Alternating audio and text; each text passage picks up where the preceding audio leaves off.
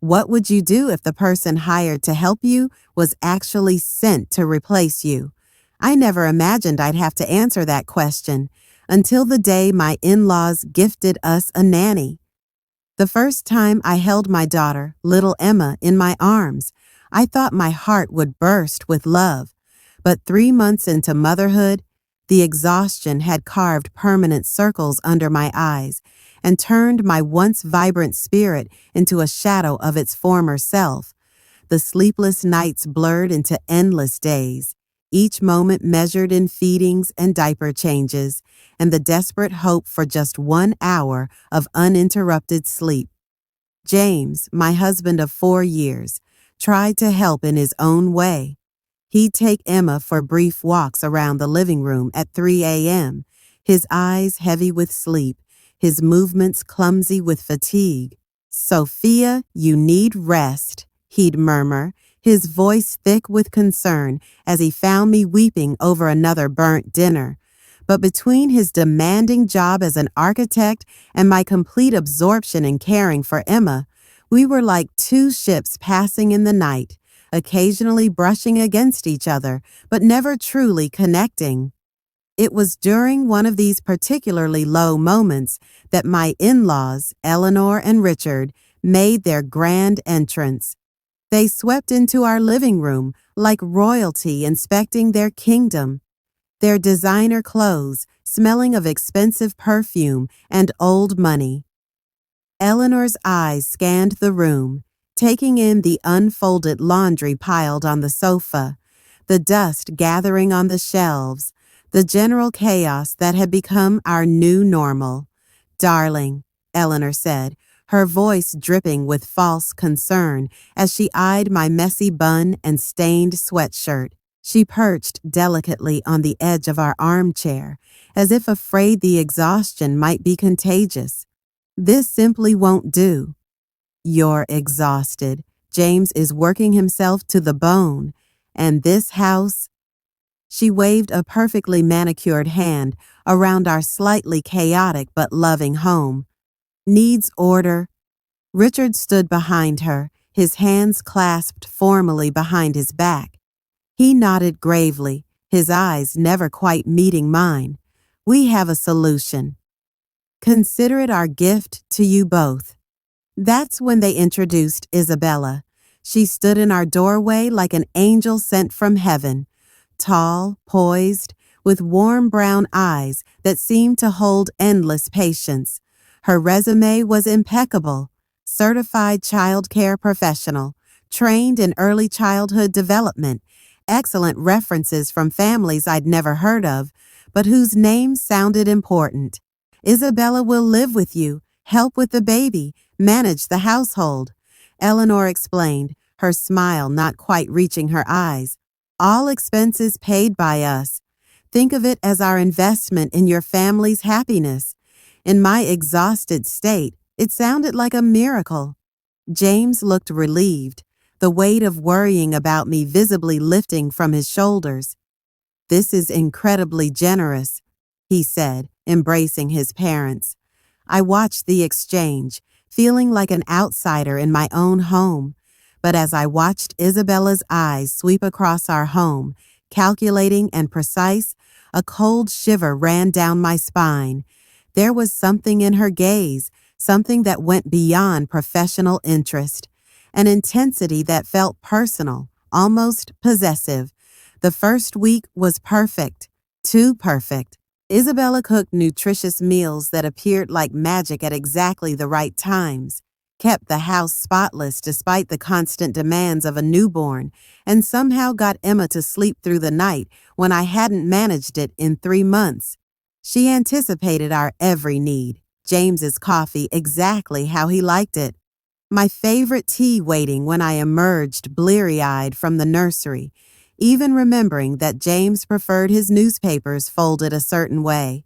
"It's wonderful to see you resting, Sophia," James said one morning, kissing my forehead as Isabella efficiently cleared our breakfast dishes. My parents were right about this, but little things began to nag at me. The way Isabella started wearing her hair in a similar style to mine. That loose, low bun I'd adopted because it was the easiest to manage with a newborn. How she'd bought the same brand of lavender-scented candles I preferred, placing them in exactly the spots I usually did. The questions she asked, always subtle, always casual, but always about us, about our preferences, our history, our relationship. What's James's favorite childhood meal, Sophia? I'd love to surprise him. Does he prefer blue or green ties? I noticed his wardrobe needs organizing. That photo from your wedding, you looked beautiful. Where was it taken? The lighting is perfect. At first, I told myself I was being paranoid, ungrateful even. Here was this wonderful woman giving me the chance to actually sleep, to shower, to feel human again, and I was looking for problems where none existed. James certainly thought so. When I mentioned my unease, he laughed it off. You're just not used to having help, sweetheart. Relax and enjoy it. But then I found the notebook. It was accidentally left open on the kitchen counter one morning. Neat, precise handwriting filled the pages. Not just notes about Emma's schedule and feeding times, but detailed observations about our lives, James's workout routine, my anxiety medication and when I took it, our financial situation, with notes about James's salary and my paused career, even intimate details about our relationship based on observations. Noticed tension between S and J last night, one entry read, slept in separate rooms again. My hands trembled as I turned the page, my eyes catching on the last entry. Eleanor says patience is key. Establish trust first.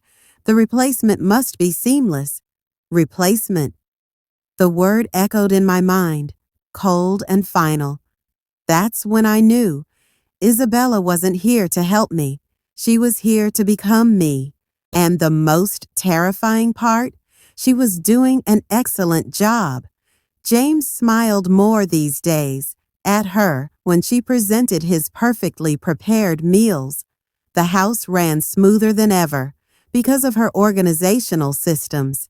Even Emma seemed to respond to her calming presence better than to my frantic, exhausted attempts at comfort. I'd walk into the nursery to find Isabella singing the same lullabies my mother used to sing to me, in the same soft tone I'd been trying to replicate. I was watching myself be erased from my own life, one perfect, organized day at a time. The woman James fell in love with, the vibrant, ambitious architect who could command a room, had been replaced by this exhausted shell, while Isabella effortlessly embodied everything I used to be, everything I wanted to be again. But they underestimated one thing, a mother's instinct to protect her family. They thought exhaustion had broken me. What they didn't realize was that it had forged me into something stronger, sharper, more determined. The love I felt for my daughter, for the life James and I had built together, that was my armor, my weapon. So I started watching back. I began documenting everything, the strange coincidences, the mirrored mannerisms, the way Eleanor and Isabella exchanged glances when they thought I wasn't looking. I set up my phone to record conversations when I left the room. I checked our bank accounts and found regular transfers from Eleanor's account to Isabella's that went far beyond a nanny's salary. And you know what scares me the most? How many of you are nodding along right now, recognizing these red flags from your own lives? How many of you have felt that chill down your spine when something seems too perfect? That's why I'm sharing this story, because sometimes the greatest threats come disguised as blessings. If you've ever felt that unease in your gut, that voice telling you something isn't right, I need you to do something for me. Take a screenshot of this moment right now and share it with someone who needs to hear this message. Sometimes the greatest strength comes from knowing we're not alone in our struggles. And if this story is resonating with you, if you've ever faced a situation where you felt your place in your own family was being threatened, I need you to click that subscribe button and turn on notifications, because what happened next, what I discovered about Isabella's true purpose, it's something every woman needs to hear. They thought they could replace me. They thought exhaustion had made me blind. But they were about to discover that a mother's love is the most powerful force in the world. And I was ready to fight for my family, for my marriage, for my daughter. The battle lines were drawn, and I was no longer the tired, broken woman they thought I was. I was Sophia, wife, mother, fighter, and I was just getting started. So I have to ask you, what would you have done in my situation? Would you have trusted your instincts sooner? Would you have confronted James earlier? Share your thoughts in the comments below, because your wisdom might be exactly what another woman needs to hear tonight. Don't forget to like this video if you believe in trusting your intuition, and subscribe for more real stories about family, love, and the strength we find when we need it most. The morning after finding the notebook, I woke up with a clarity that startled me. The exhaustion that had been my constant companion for months had been replaced by a sharp, focused energy. I looked at James sleeping beside me, his face peaceful and unaware, and my heart ached with both love and frustration. How could he not see what was happening right in front of him? I moved through the morning routine with deliberate calm, watching Isabella with new eyes. Every gesture, every word, every smile she gave James now seemed calculated, rehearsed. When she served him breakfast, scrambled eggs exactly how he liked them, with that particular sprinkle of chives he preferred, I noticed how her hand lingered near his, how she leaned just a little too close. "James," I said, keeping my voice light, "remember we have that parent-teacher meeting at Emma's daycare next week?" It was a test, one I'd set up carefully. Isabella's head snapped up, her eyes narrowing almost imperceptibly. "Oh, I can handle that for you," she said smoothly. "You both have such busy schedules." James smiled at her. "That's very kind of you, Isabella, but we should probably—" "Nonsense," she cut in gently. "I've already built a great relationship with the daycare staff. They know me well by now." I felt ice forming in my veins. Parent-teacher meetings? When had she started handling those? I watched as James nodded, easily accepting her offer. The boundaries were blurring, and I was the only one who seemed to notice. Later that day, while Isabella took Emma for a walk in the park, I went through our bank statements again. The transfers from Eleanor were there, regular as clockwork, $5,000 every month, far more than any nanny's salary. But there was more now. I found receipts for gifts Isabella had given James, the expensive cufflinks he'd found in his drawer last month, the leather briefcase he thought was from me. She was building her case, piece by careful piece. That evening, I decided to set my first trap. I mentioned casually to James that I was craving the lemon cake his mother used to make, the one with the special glaze only Eleanor knew how to prepare. It was a recipe she'd always refused to share with me, saying it was a family secret. The next morning, the house smelled of citrus and sugar. Isabella stood in the kitchen, pulling a perfect lemon cake from the oven. "I thought we could use something sweet today," she said, her smile innocent. James's eyes lit up. "Is that my mother's lemon cake?" "Eleanor was kind enough to share the recipe with me," Isabella said, her eyes meeting mine for just a second too long. The message was clear. She had access to everything that had been denied to me. She was being groomed not just as a nanny, but as the daughter-in-law Eleanor had always wanted. I started documenting everything in a hidden digital journal, time-stamped entries, photos of the notebook pages, recordings of conversations. I became a detective in my own home, my phone always nearby, ready to capture evidence.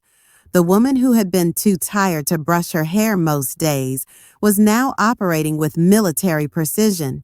One rainy Thursday, I came home early from a doctor's appointment to find Isabella in our bedroom. She stood before my vanity, holding my favorite necklace, the pearl one James had given me when Emma was born. I was just cleaning it, she said quickly, but her cheeks flushed pink. Thank you, I said, my voice tight. I'll take that. As I took the necklace from her, our fingers brushed, and I saw something in her eyes. Not embarrassment, but challenge. She knew I knew. The game was accelerating. That night, I lay awake listening to the rain, planning my next move.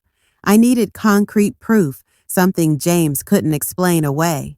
I remembered the security camera we'd installed when Emma was born. The one in the living room we never used anymore. It took me 2 hours to figure out how to access the cloud storage, but when I did, I found gold. There were clips of Isabella going through our mail, studying our documents when she thought no one was watching, footage of her on the phone, speaking in low, urgent tones. She's suspicious, I heard her say one evening when James and I were out. We need to move faster. But the most damning evidence came from last Tuesday afternoon. I watched as Eleanor visited while I was at my yoga class, something she never did. The camera captured them sitting close on the sofa, their heads together. It's time to push harder, Eleanor said, her voice crisp and clear. James is getting comfortable with her. We need to create more distance between him and Sophia. Isabella nodded. The financial stress is getting to them. If we can make it worse. I'll handle that part, Eleanor said. You focus on making yourself indispensable. I stopped the video, my hands shaking so badly I had to put the phone down. This wasn't just about replacing me. This was about systematically destroying my marriage, my family. The next morning, I made my first counter move. I scheduled a meeting with a lawyer, not for divorce, but for advice. I needed to understand my rights, to protect myself and Emma. The lawyer listened to my story, her expression growing increasingly concerned. You need to be very careful, she warned. What you're describing is a coordinated campaign of emotional manipulation and financial control. Document everything. Save all evidence. And most importantly, don't confront them until you're ready. Ready for what?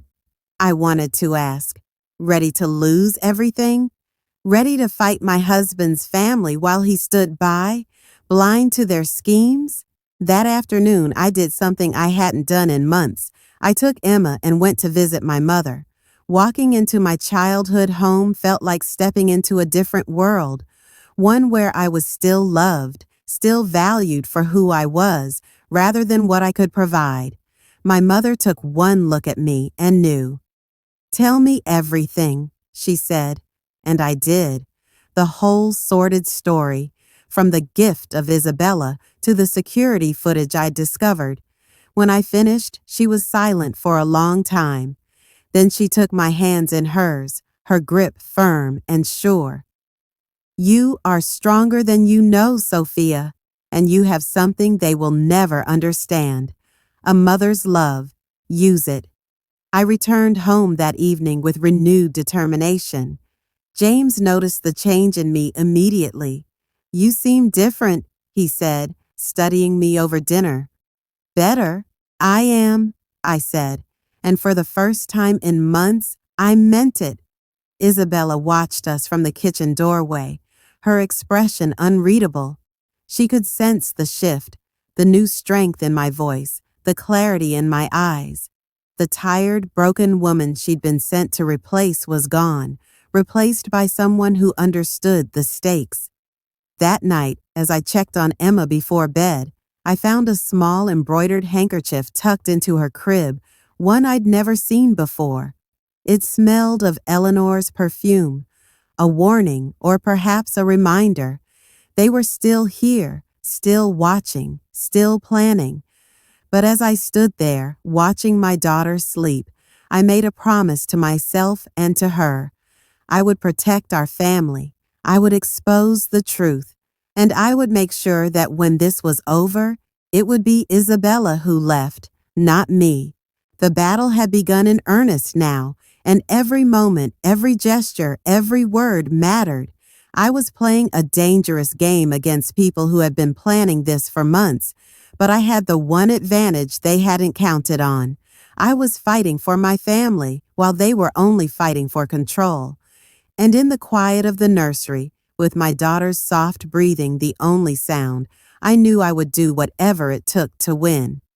The days that followed were a master class in psychological warfare. Every morning I woke up with my heart already racing, my mind already cataloging the battles ahead. I moved through our home like a ghost, watching, waiting, documenting. The notebook I'd found was just the beginning. Now I understood this was a war being waged on multiple fronts. It started with small things. My favorite sweater went missing from the laundry, only to reappear days later smelling of Isabella's perfume. My emails began showing red receipts when I hadn't opened them. Once, I came home to find my side of the closet had been reorganized, my clothes pushed to the back, while Isabella's similar style outfits hung prominently at the front. James noticed the tension, but he misinterpreted its source.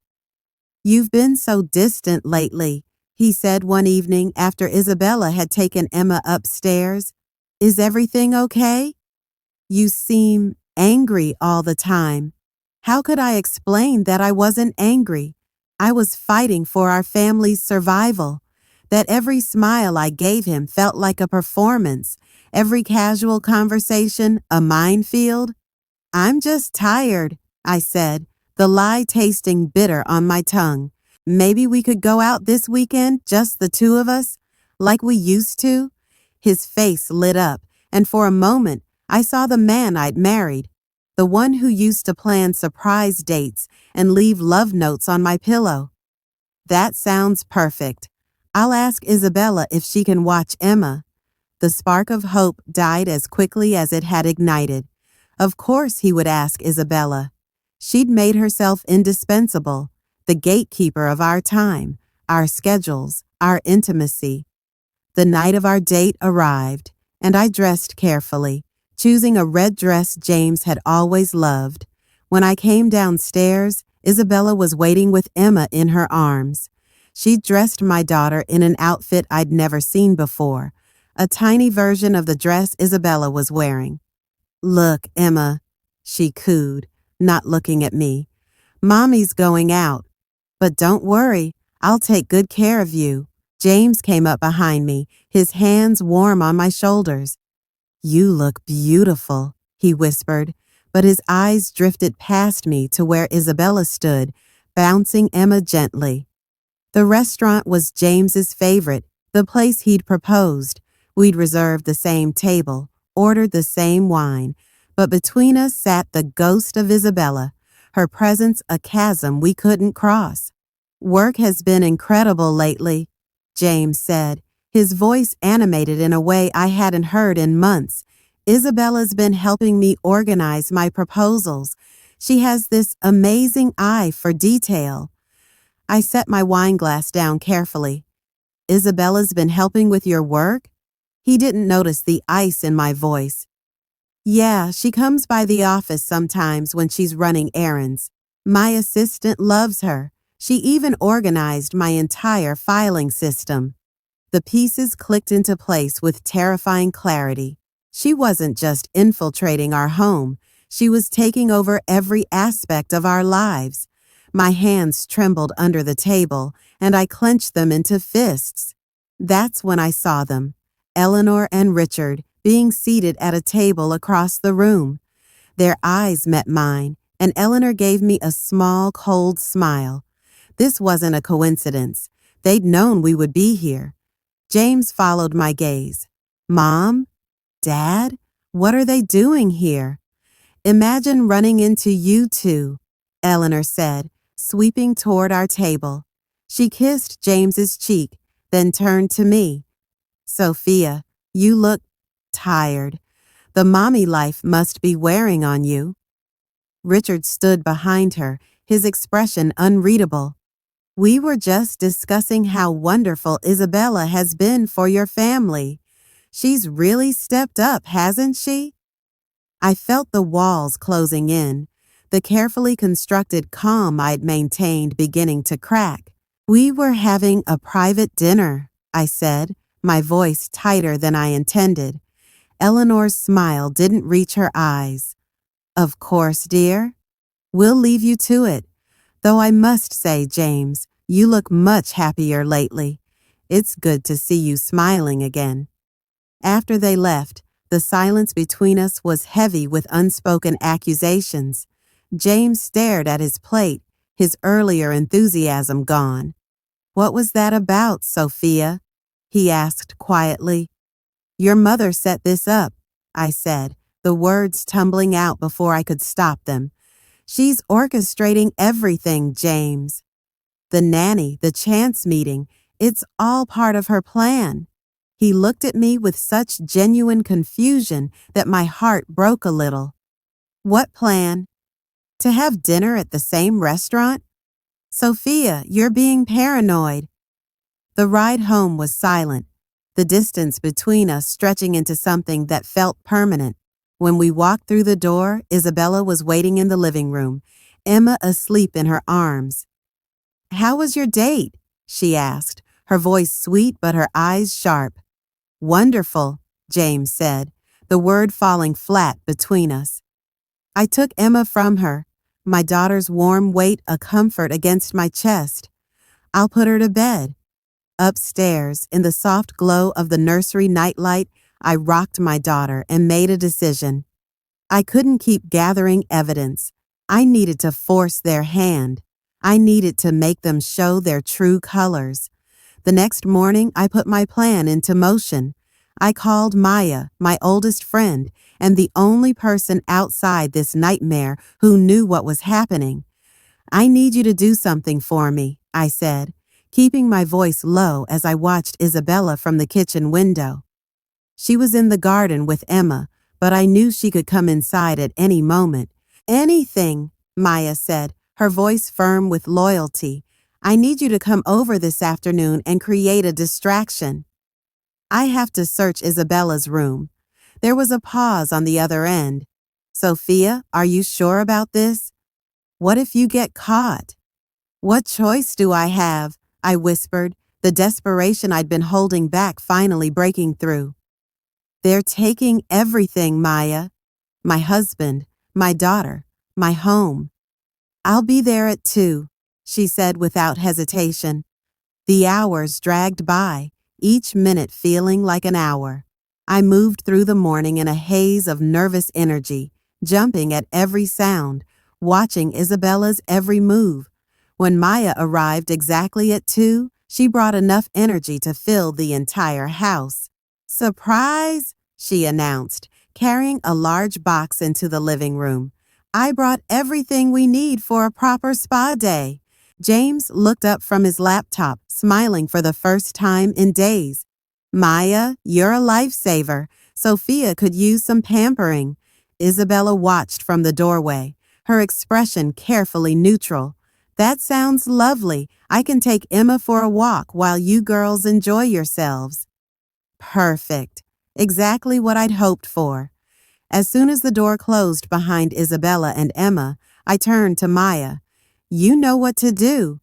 She nodded, already pulling out face masks and nail polish. I'll make enough noise to cover you. Be careful. I slipped upstairs, my heart hammering against my ribs. Isabella's room was at the end of the hall, always kept meticulously locked, but last week I'd found the key hidden in a hollowed-out book in James's study, another piece of the puzzle I'd been collecting. The lock turned with a soft click, and I stepped into a room that felt more like a showroom than a bedroom. Everything was perfect, sterile, devoid of personality. except for the desk in the corner. The top drawer was locked, but the key I'd found worked here too. Inside, I found exactly what I'd been looking for, and so much more. There were printed emails between Isabella and Eleanor, discussing timelines and strategies, photos of James from angles that suggested they'd been taken without his knowledge, and at the very bottom, a legal document that made my blood run cold, a draft prenuptial agreement between James and Isabella, dated just last month. My hands shook as I took photos of everything, the reality of what I was seeing finally sinking in. This wasn't just about replacing me.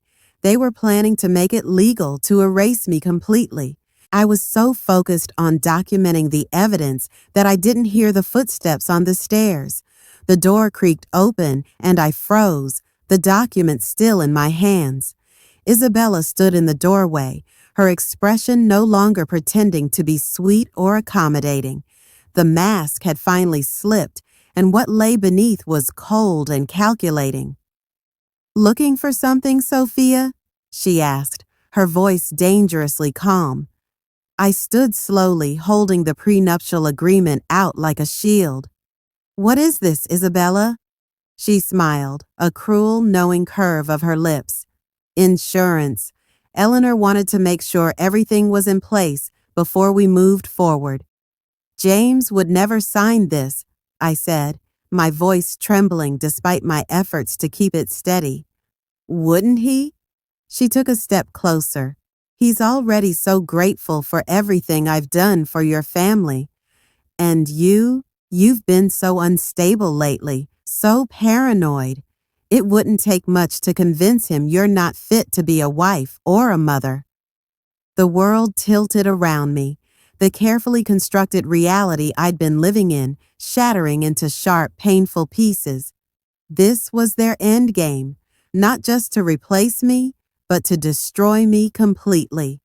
Downstairs, I could hear Maya laughing, completely unaware that the war I'd been fighting had just escalated into something far more dangerous. Isabella's eyes glittered with triumph. "It's over, Sophia. You can't win this."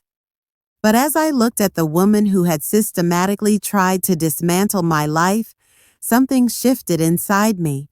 The fear that had been my constant companion transformed into something else, something cold and sharp and determined. "You're wrong," I said, my voice steady for the first time. "It's not over. It's just beginning." I pushed past her, the evidence secure in my pocket. I had what I needed now, the proof that would make James see the truth. But as I walked down the stairs, I realized the battle had changed. This was no longer about gathering evidence. It was about survival, and I was ready to fight like I'd never fought before. The documents felt like they were burning through my pocket as I walked down the stairs. Maya looked up from where she was arranging spa materials, her smile fading when she saw my face. "Sophia? What's wrong?" I couldn't speak, couldn't form the words to explain what I'd just discovered. The prenuptial agreement, the emails, the photos, they swirled in my mind like pieces of a nightmare I couldn't wake up from. Isabella followed me down the stairs, her steps measured and calm. The mask was back in place, that sweet, concerned expression that had fooled us all for so long. "Is everything all right, Sophia?" she asked, her voice dripping with false concern. James came out of his study, drawn by the tension in the room. "What's going on?" I opened my mouth to speak, to show him the evidence, to make him see the truth, but Isabella spoke first. "I found Sophia in my room," she said, her eyes wide with manufactured distress. "She was going through my personal things. I know she's been under a lot of stress, but James, this is becoming too much."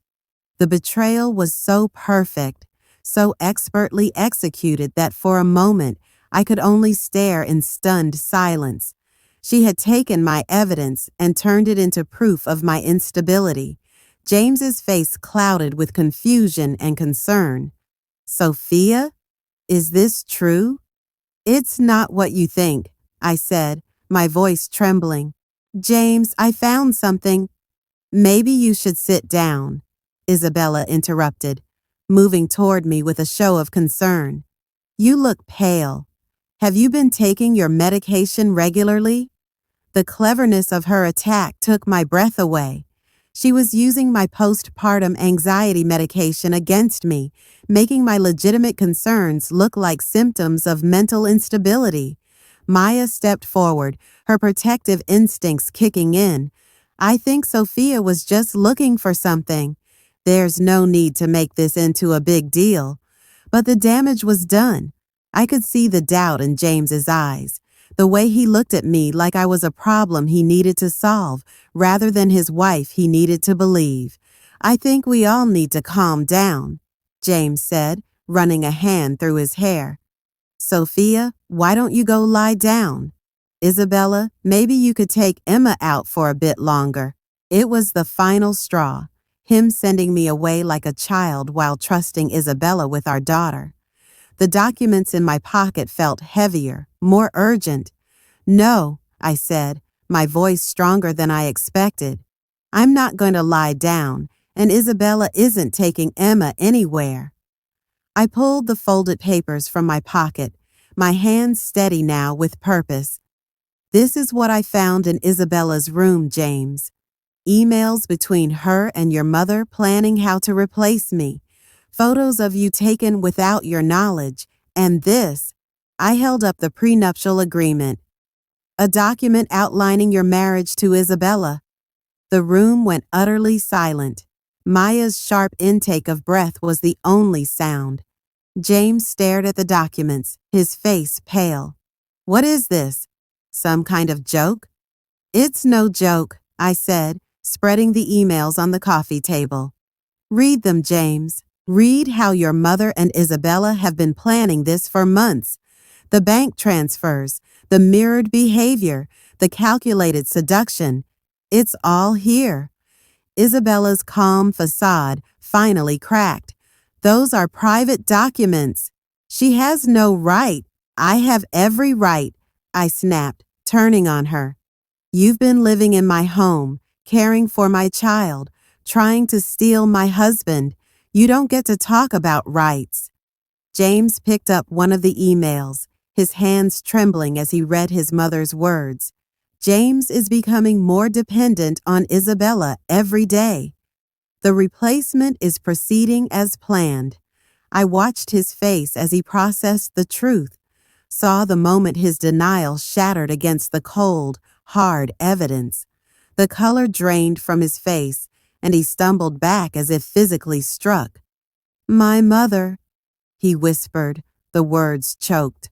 All this time, I thought you were paranoid, I finished softly.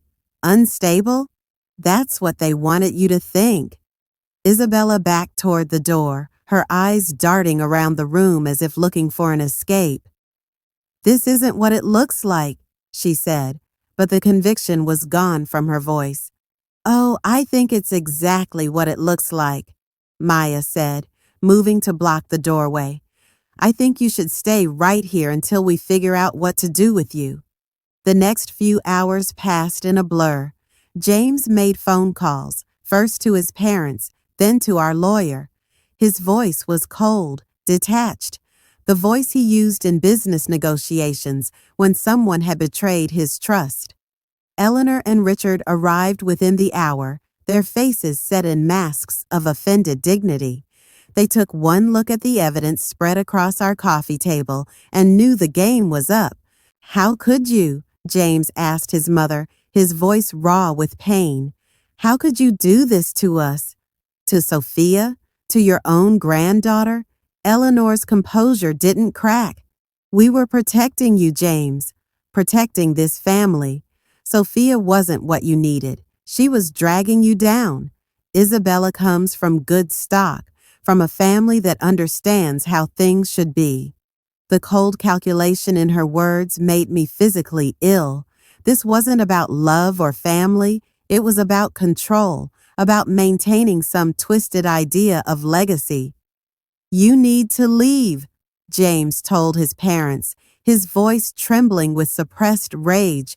"All of you, and if any of you come near my family again, I'll press charges for harassment and conspiracy."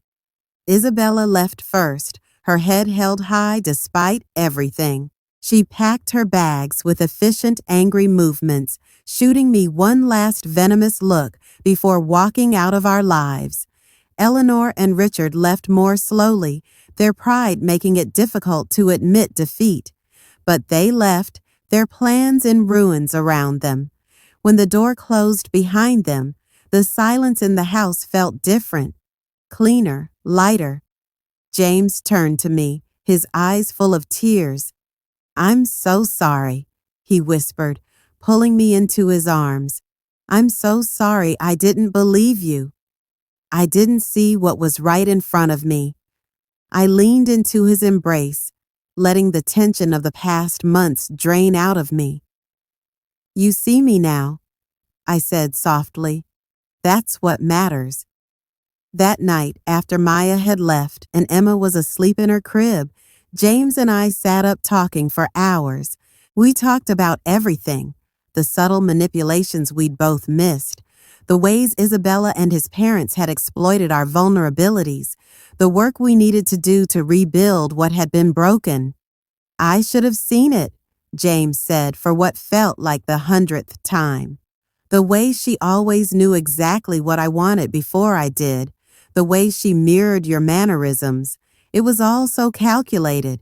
We both missed things," I told him, taking his hand, "but we found our way back to each other. That's what matters."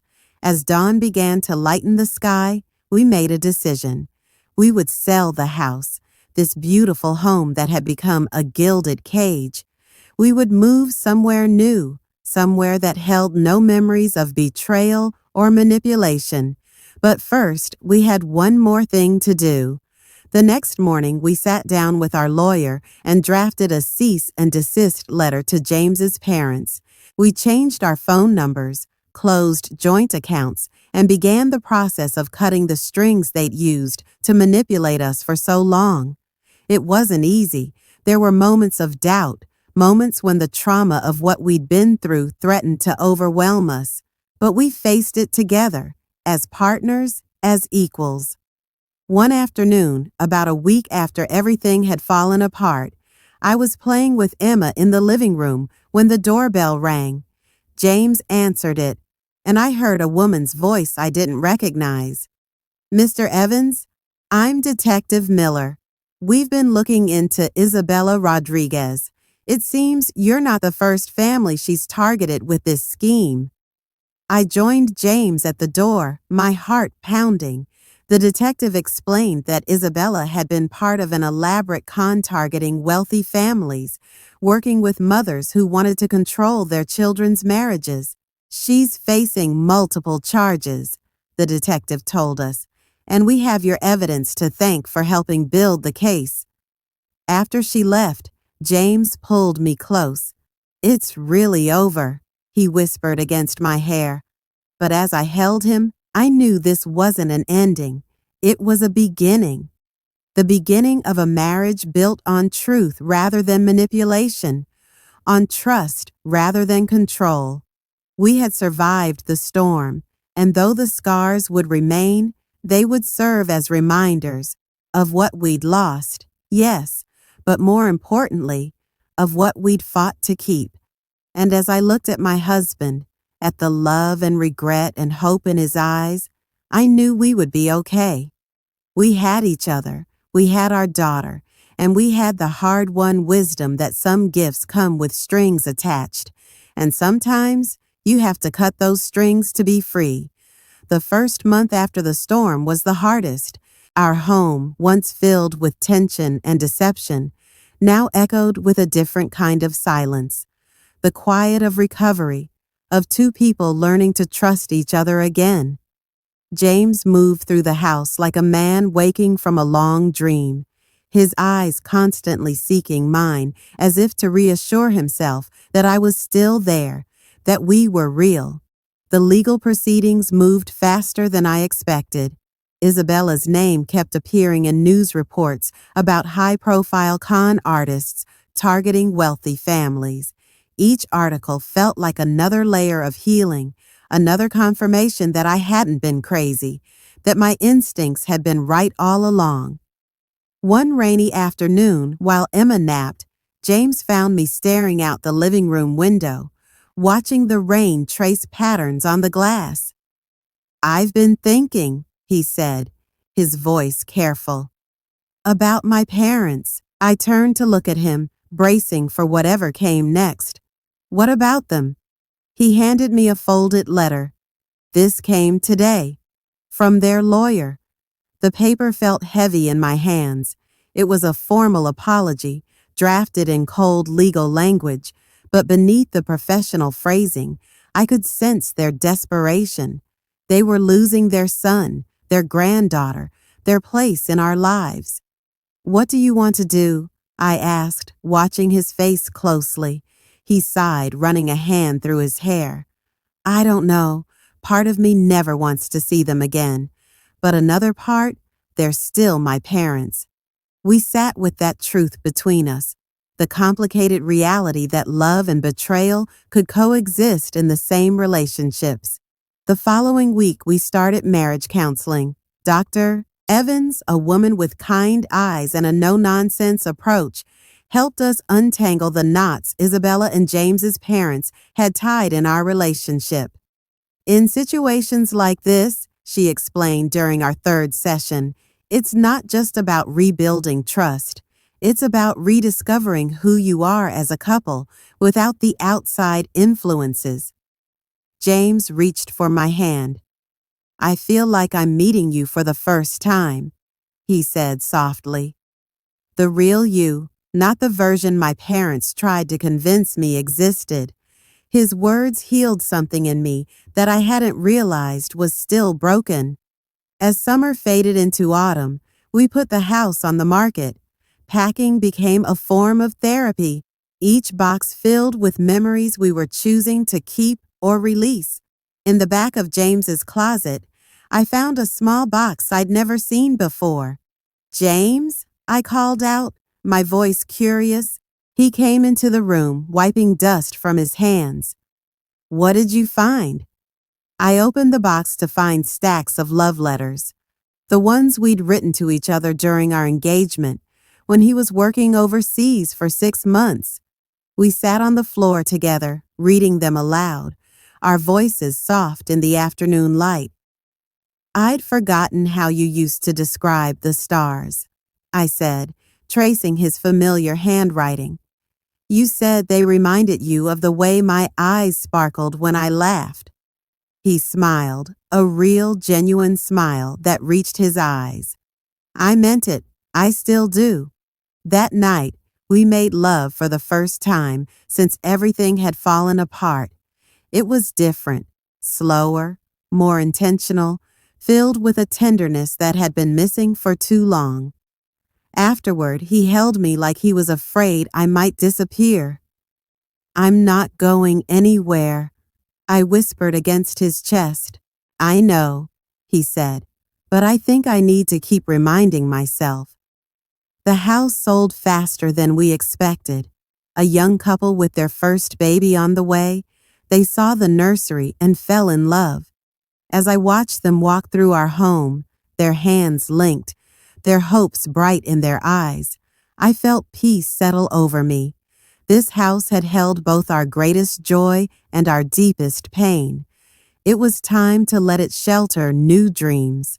We found a smaller home across town, with a garden Emma could play in, and a kitchen that smelled of nothing but our own cooking.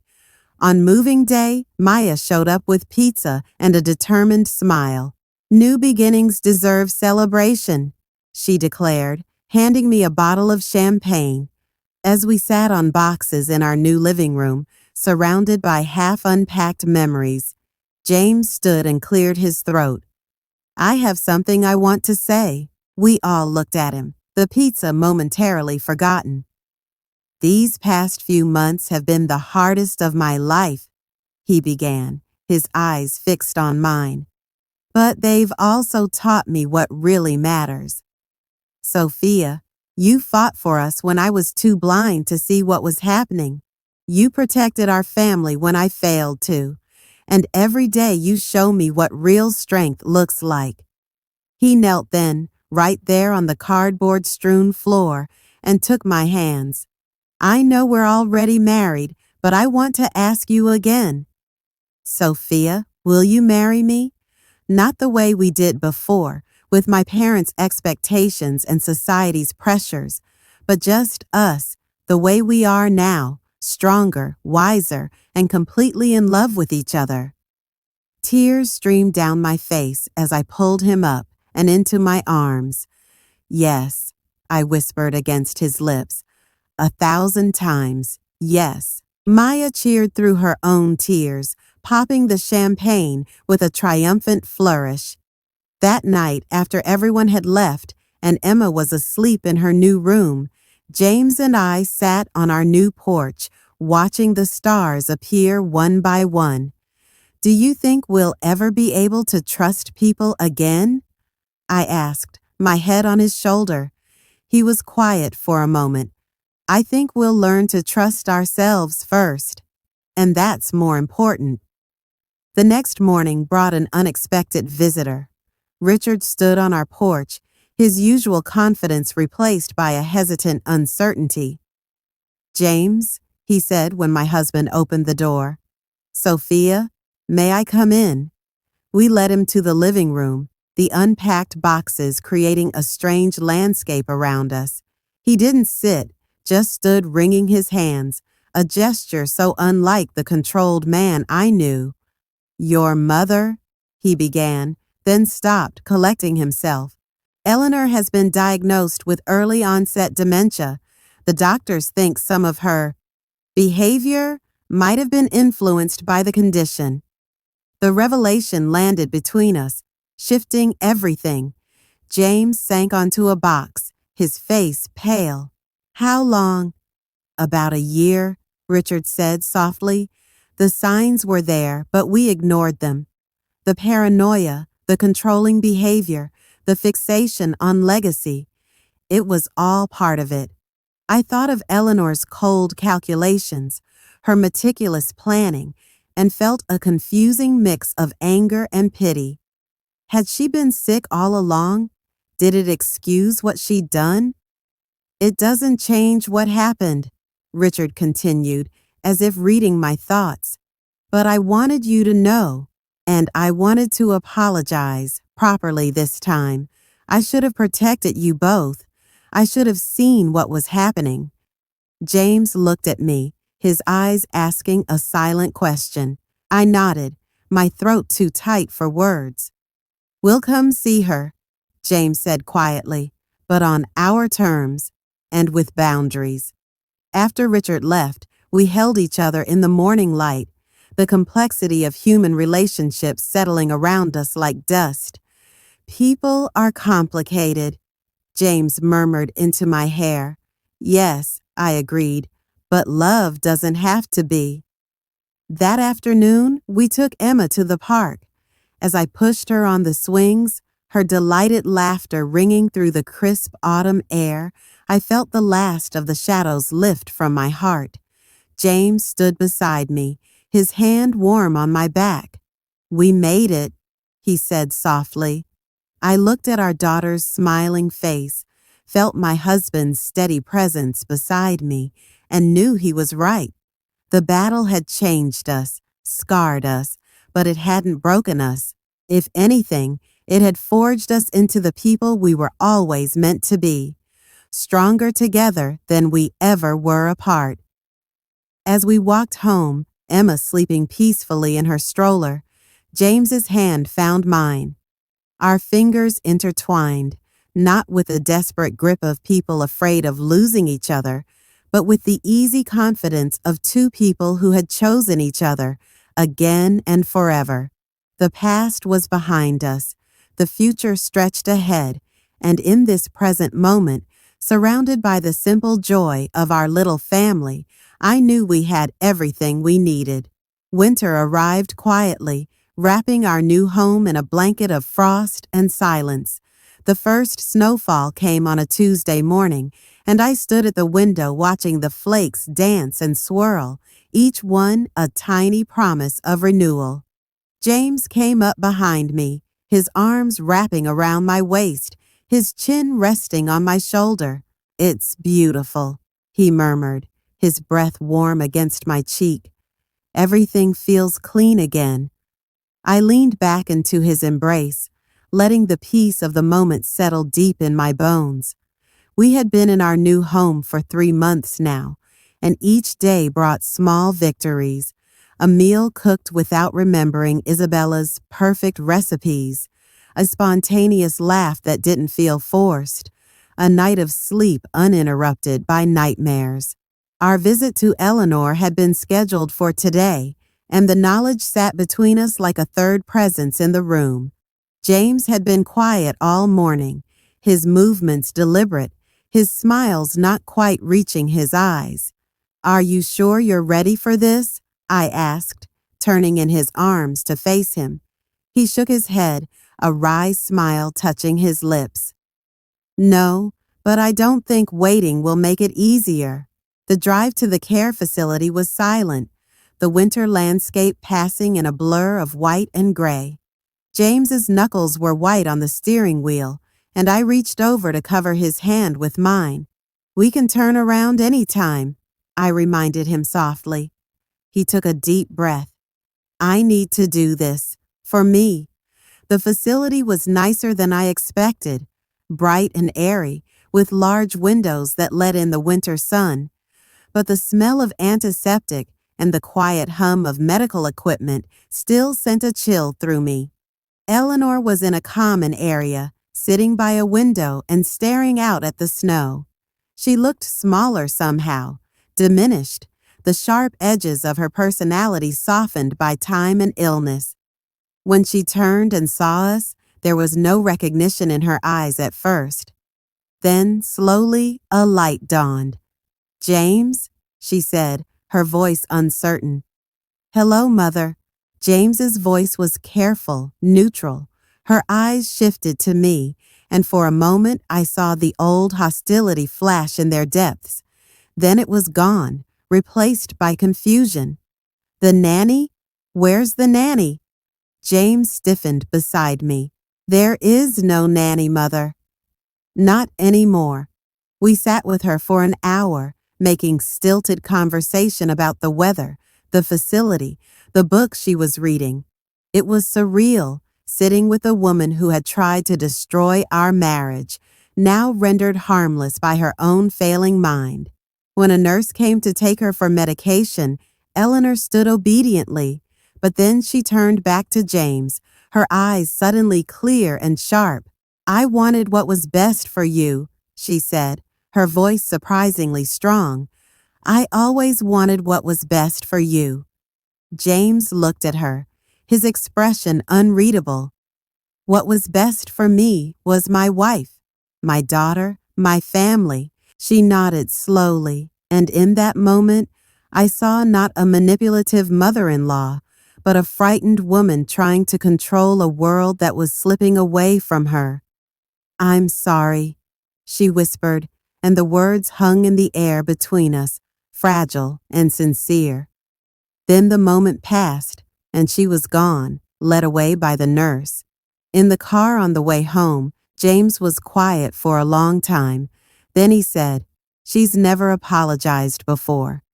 Not once in my entire life. I took his hand, letting the silence speak for me. That night, after Emma was asleep, we sat by the fireplace, the flames casting dancing shadows across the room. James had been distant since we returned, his thoughts clearly elsewhere.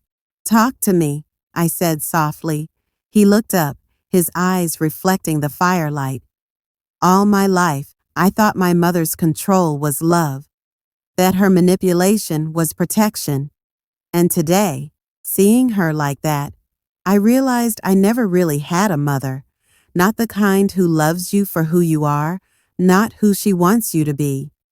His words broke my heart, but I knew he needed to speak this truth, to give voice to the grief he'd been carrying for so long. The strange thing is, he continued, I don't feel angry anymore. I just feel sad. For her, for me, for all the years we wasted pretending to be a perfect family.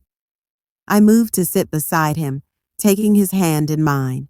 We have our family now, and it is perfect because it's real. He turned to me, his eyes shining with unshed tears.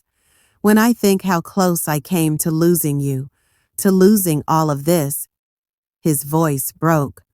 I'll spend the rest of my life making it up to you.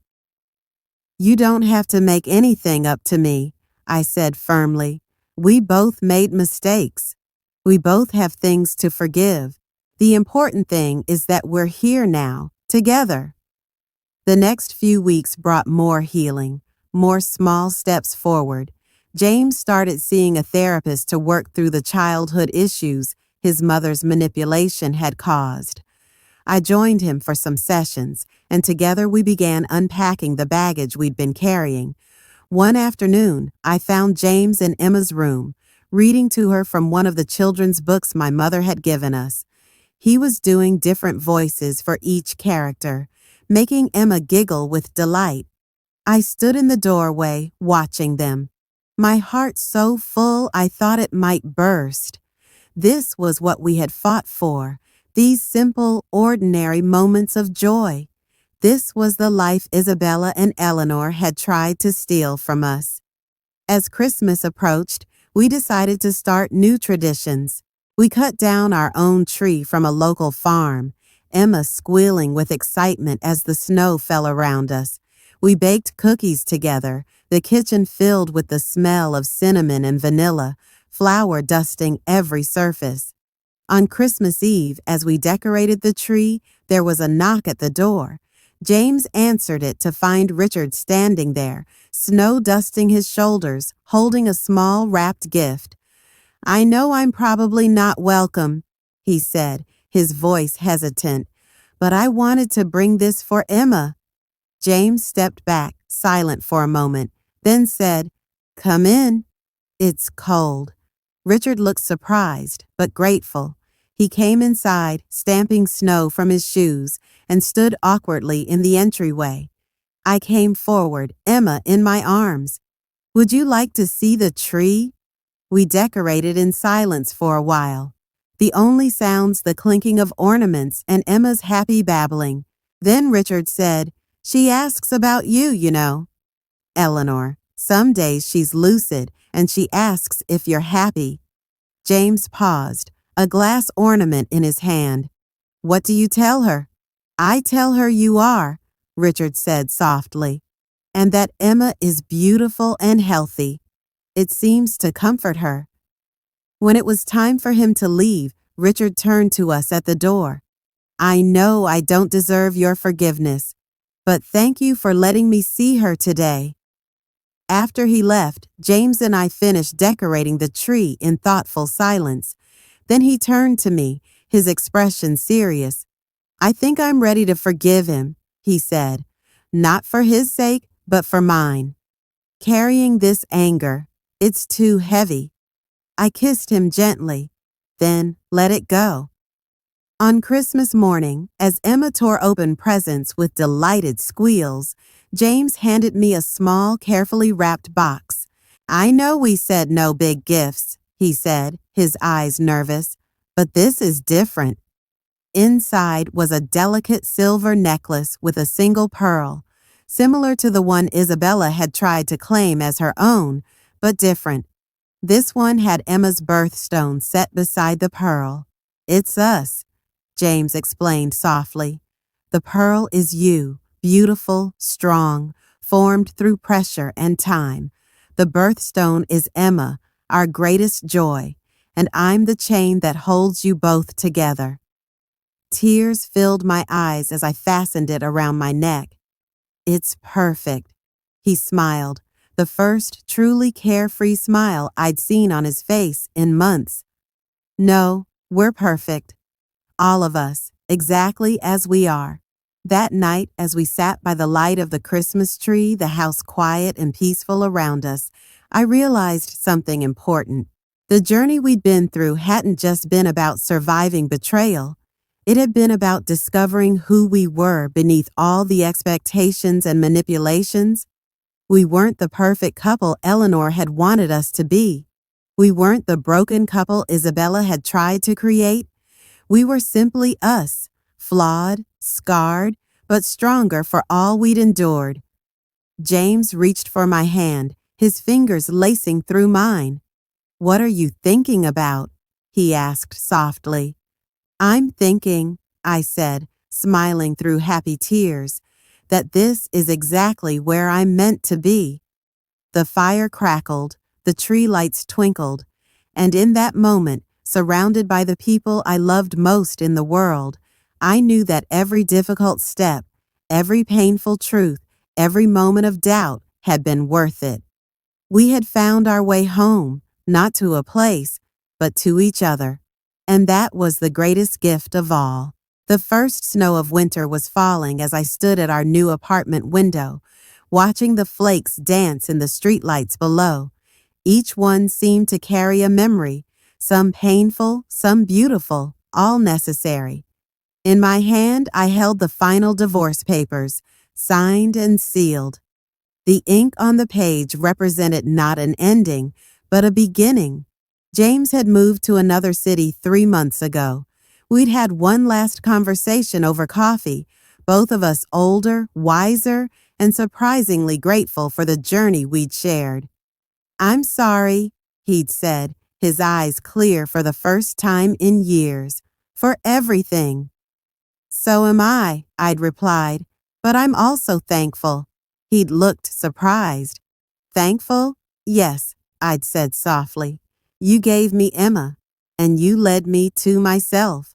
Now, as the snow continued to blanket the city, I realized that every step, the boot camp, the divorce, the struggle, had been leading me here, to this quiet moment of perfect peace. My business was thriving. What had started as a small baking operation from my kitchen had grown into a proper bakery with 3 employees.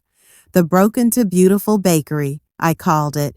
Every cake I decorated, every loaf I baked, carried the message that our broken places could become our greatest strengths. Emma was flourishing too. At 4 years old, she had her father's curious eyes and my stubborn spirit. She'd started asking questions about where her daddy lived, and I answered with honesty and love, careful never to tarnish her image of him. "He lives in another city, sweetheart, but he loves you very much." One evening, as I was closing the bakery, David stopped by. We'd been dating for 6 months, taking it slow, building something real this time. "Thought you might need this," he said, handing me a warm thermos of tea. "It's cold out there." I smiled, taking the thermos. His thoughtfulness still surprised me sometimes. "Thank you for everything." He'd been there through the final stages of the divorce, never pushing, always supporting. He understood that I needed to stand on my own 2 feet before I could stand with anyone else. As we walked home through the snow-dusted streets, his hand found mine. "You're quiet tonight," he observed. "I was just thinking," I said, "about how different life looks now." He squeezed my hand. "Better?" "Different," I clarified. "But yes, better. Because it's real now." That night, after David had gone home and Emma was asleep, I sat by the window with a journal. I'd been writing down the lessons I'd learned, the wisdom earned through pain and perseverance. The pages held truths I wished I'd known earlier, that boundaries aren't walls, but bridges to healthier relationships, that saying no to others often means saying yes to yourself, that the most dangerous prisons are the ones we build in our minds, that sometimes the kindest thing you can do for someone is to stop letting them hurt you, that your intuition speaks in whispers until you learn to listen, then it roars. I thought about the women who might be where I was 3 years ago, exhausted, doubted, losing themselves in the expectations of others. I thought about starting a support group at the bakery, a safe space for women to share their stories and find their strength. The next morning, I put up a small sign in the bakery window. Strong Women's Support Group, first meeting Saturday. By noon, 5 women had signed up. When Saturday came, I looked around the circle of faces in my bakery after hours. Women of different ages, backgrounds, and stories, all with one thing in common. They were fighting to reclaim their voices. "I thought I was alone," one woman said, her voice trembling. "My husband's family has been controlling our lives for years, and I thought it was normal." Another woman nodded. "My mother-in-law picked out my wedding dress. She still tells me how to parent my children." As they shared, I saw myself in each of them, the doubt, the fear, the slow erosion of self. But I also saw the emerging strength, the dawning realization that they deserved better. "You're not alone," I told them, "and you're not crazy. Your instincts are trying to protect you. Listen to them." After the meeting, one woman stayed behind, tears in her eyes. "Thank you," she whispered. "I needed to hear that today." Walking home that night, the city lights glittering around me, I felt a profound sense of purpose settle deep in my soul. My pain had become my purpose. My survival had become my service. The following month, I received an email from Mark. He'd remarried, a nice woman he'd met through work, and they were expecting their first child. He included a photo of them smiling, both looking happy and at peace. "I wanted you to know that I'm doing well," he wrote, "and I'll always be grateful for the lessons, even the painful ones. Thank you for having the courage to do what I couldn't." I wrote back wishing him happiness, meaning every word. The anger was gone, replaced by a quiet gratitude for the role he'd played in my awakening. That weekend, David and I took Emma ice skating. Watching him patiently teach her, his hands steadying her small frame, I felt my heart expand with a love that was calm and certain, not the frantic, desperate love of my first marriage, but something deeper, more sustainable. Later, as we drank hot chocolate by the rink, David looked at me seriously. "I love you, Sophia, and I love Emma. I'm in this for the long haul, whatever that looks like." "I know," I said, taking his hand. "And so am I." The journey had taught me that love shouldn't require losing yourself. The right love would make you more yourself, not less. As winter turned to spring, I found myself thinking less about the past and more about the future. The support group grew, the bakery flourished, and my relationship with David deepened in quiet, steady ways. One sunny afternoon, I took Emma to the park where it had all begun, where I'd sat in my car 3 years ago, typing those fateful words that would change everything. The same bench was there, but I was different. "Mommy, look," Emma called, pointing at a butterfly. "It's beautiful." I watched her chase it, her laughter floating on the spring air, and knew that every difficult choice, every painful truth, every moment of doubt had been worth it. They had led me here, to this moment, to this life, to this version of myself I could finally respect and love. The greatest revenge wasn't in changing the locks or filing the papers. The greatest revenge was building a life so beautiful that the past lost its power to hurt me. It was in the quiet confidence that came from knowing I could survive anything. It was in the deep, abiding peace of being exactly where I was meant to be. As I watched my daughter dance in the sunlight, I sent up a silent thank you to the woman I used to be, the one who had been brave enough to choose herself when everyone told her she was wrong. She had been scared, but she had done it anyway, and because she had, I got to be here now, whole, happy, and free. The butterfly landed on Emma's outstretched hand, and in that perfect moment, I understood the most important lesson of all. Sometimes you have to go through the fire to discover you were made of flames all along. And to every single one of you who has stayed with me through this journey, thank you. Thank you for listening, for caring, for being here until the very end. Your support has meant more than you know. If this story has touched your heart, please share it with someone who might need to hear it today. Don't forget to like this video and subscribe for more real stories about courage and transformation. I read every comment, so please share your thoughts below. Have you ever had to choose between your peace and someone else's expectations? What did you learn from your own journey? Remember, your peace is worth fighting for. Your happiness is non-negotiable.